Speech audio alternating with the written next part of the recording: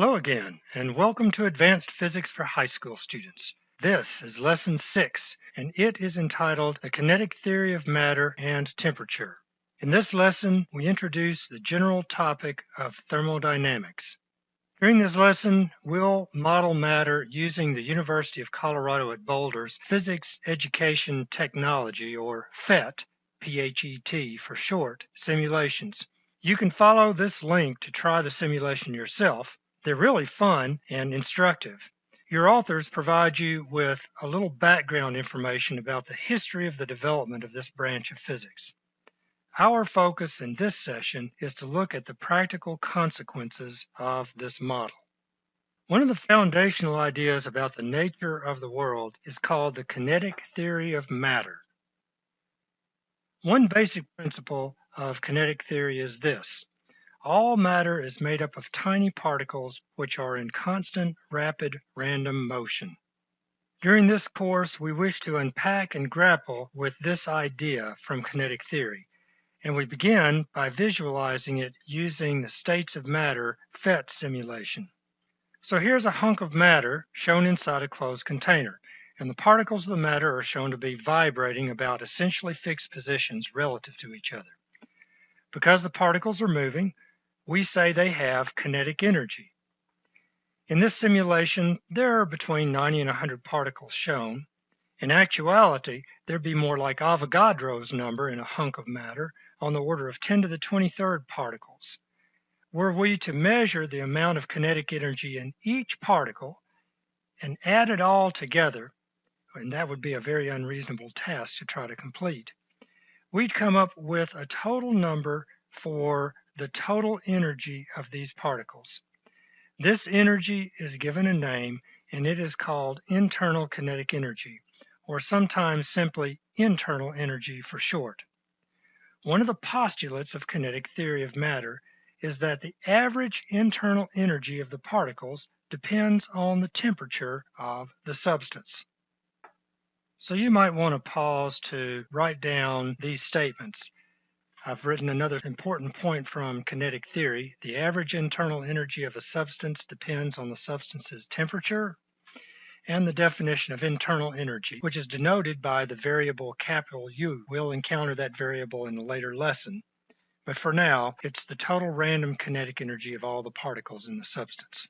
This simulation allows us to examine solids, liquids, and gases. If we change to a state of a liquid, then we see that the particles of the liquid have more internal energy than the particles of the solid do, because the liquid particles have more motion and hence more kinetic energy. And similarly, if we examine a gas, the individual particles are moving more rapidly than in the liquid. So the particles, on average, have more internal energy in the gaseous state than in either the liquid or solid state. In a later lesson, we'll examine the transition between these different phases. You studied these in chemistry, things like melting or freezing, or evaporation and condensation. And we'll take another look at them in this course.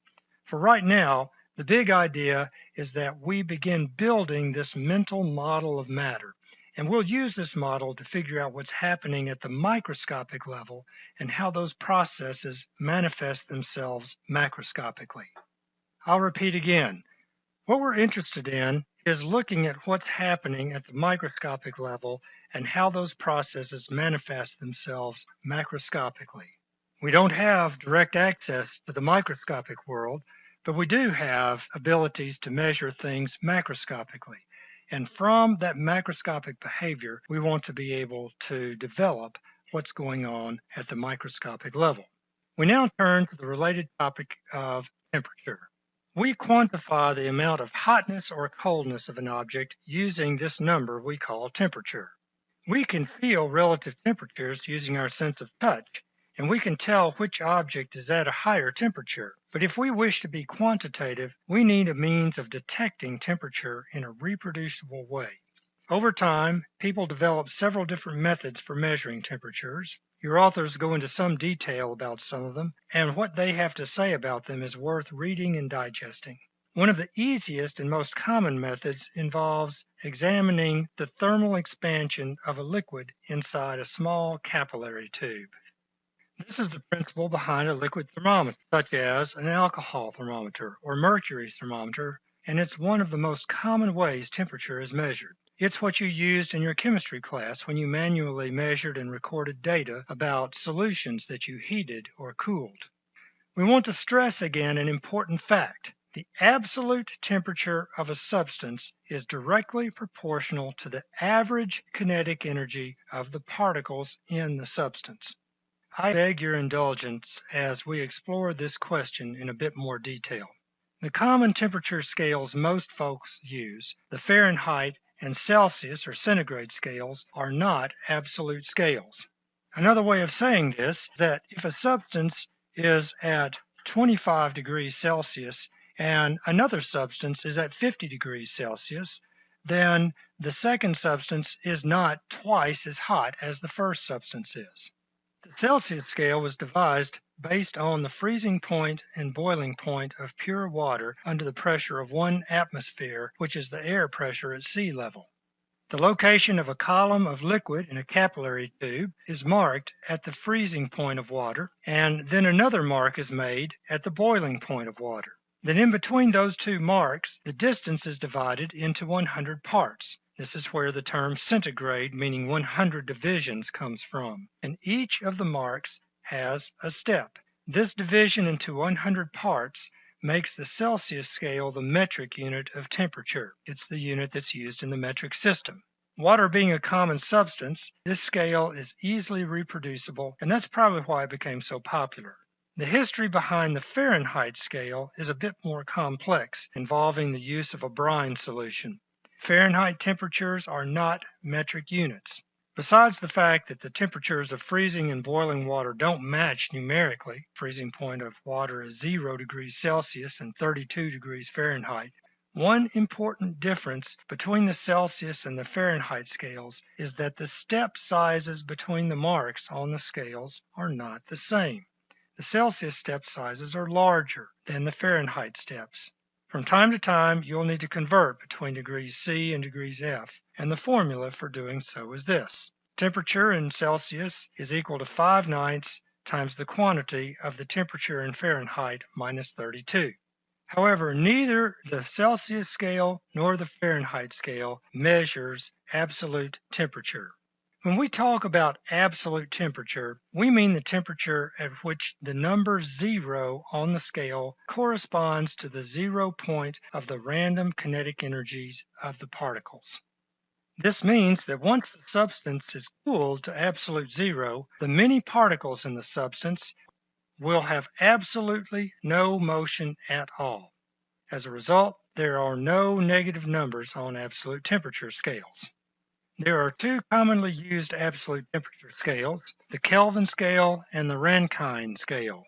In this course, we'll use Kelvin for absolute temperature. The step sizes of the Kelvin scale are identical with the step sizes of the Celsius scale, whereas the step sizes of the Rankine scale match those of the Fahrenheit scale. From time to time, you'll need to convert between Celsius and Kelvin temperatures, and the conversion is this. Kelvins are equal to degrees Celsius plus 273. It's worth noting some subtle differences in wording when referring to temperatures. For one, we don't use the words degrees when discussing absolute temperature. For another, when we talk about a particular point on one of the scales, say the freezing point of water, then we say degrees Celsius with the word degrees first. On the other hand, if we refer to temperature differences, say how many degrees there are between the freezing point of water and room temperature, say, then we say Celsius degrees.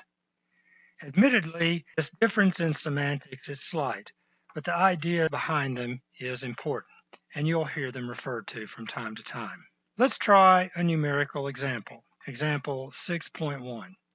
Convert 42 kelvins to degrees Celsius. In order to do that, we need the conversion equation that kelvins are equal to degrees Celsius plus 273. In this problem, we're trying to find degrees Celsius. So I must solve that equation for degrees Celsius, subtracting 273 from both sides. In this problem, we're told what the kelvins are, so now we put in the numbers. Many of you can do this problem in your head. I get negative 231 degrees Celsius. And notice that I'm using degrees first, not Celsius degrees, but degrees Celsius, because this is a particular point on the Celsius scale, not a difference in temperature or a temperature interval. So in this lesson, we've begun to talk about kinetic theory. We've discussed the foundational idea about the particle nature of matter, and we've introduced the idea of temperature being a way to measure the amount of hotness or coldness, saying that absolute temperatures and average kinetic energy of particles are directly related to each other. For now, that's it.